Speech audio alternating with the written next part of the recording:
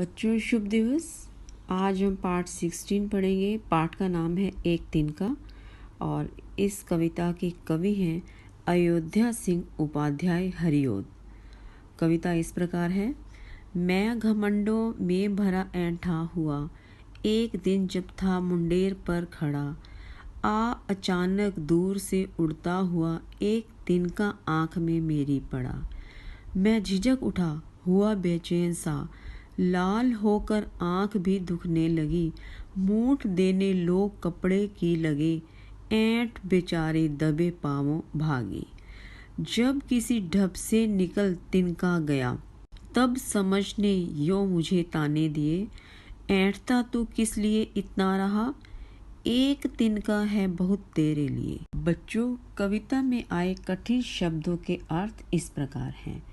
ऐंठा अकड़ा, मुंडेर छत का किनारा, तिनका सूखी घास का टुकड़ा, बेचैन परेशान, दुखना दर्द होना, मुठ मोड़ कर गोल किया हुआ कपड़ा, दबे पांव भागना, चुपके से निकल जाना, ढब उपाय। और कविता का सार इस प्रकार है। इस कविता में कवि अयोध्या सिंह उपाध्याय ने घमंड न करने की सीख दी है। उन्होंने बताया है कि किसी घमंडी का घमंड तोड़ने के लिए एक छोटा सा तिनका ही काफ़ी है। एक बार कवि घमंड से भरे हुए छत के किनारे पर खड़े थे। उसी समय कहीं दूर से एक छोटा सा तिनका आकर उनकी आंख में गिर गया। वह दर्द से बेचैन हो गए। बेचैनी में वह अपनी आंखें मलने लगे, जिससे आंख लाल होकर दुखने लगी। आंख से तिनका निकालने के लिए अन्य लोग भी आकर कपड़े की मुठ बनाकर आंख को दबाने लगे। इतने सारे लोगों को एक तिनके के आगे लाचार देखकर कवि का घमंड टूट गया। बहुत प्रयासों के बाद वह तिनका आंख से निकल गया।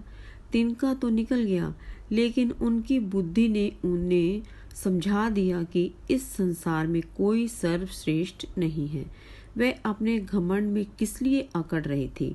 जब वह एक छोटे से तिनके के आगे इतने लाचार हो गए थे, उनके अहंकार को चूर करने के लिए तो एक तिनका भी बहुत है। बच्चों, अभ्यास सागर पुस्तक में एक डायरी लेखन है। विषय इस प्रकार है। अपने ग्रीष्मावकाश के दौरान आपने एक गरीब बच्चे की पढ़ाई में सहायता की। उस अनुभव का वर्णन करते हुए डायरी का एक पृष्ठ लिखिए। बच्चों, पहले दिनांक, दिन और समय लिखें।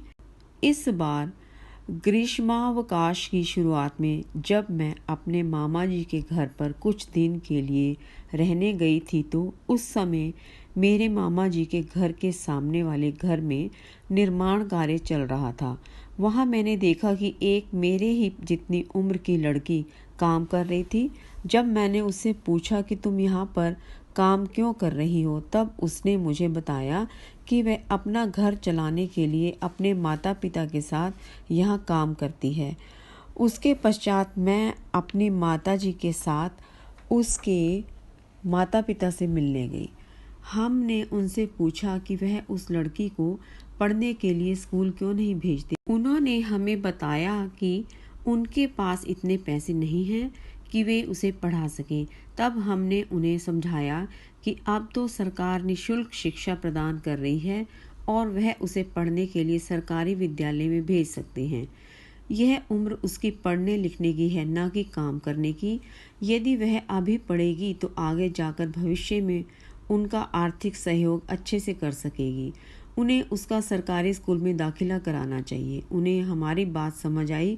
मैंने उस लड़की को अपनी पुरानी पुस्तकें भी दे दी तथा जब तक हम मामा जी के घर रहे तब तक उसे पढ़ने में सहयोग दिया। मुझे उसकी मदद करके बहुत खुशी हुई तथा आज भी मैं जब वह अनुभव याद करती हूँ तो उस लड़की का चेहरा सामने दिखता है। आगे भी जब कभी मुझे किसी की मदद करने का मौका मिलेगा तो मैं अवश्य करूँगी। नीचे अपना नाम लिखें। धन्यवाद।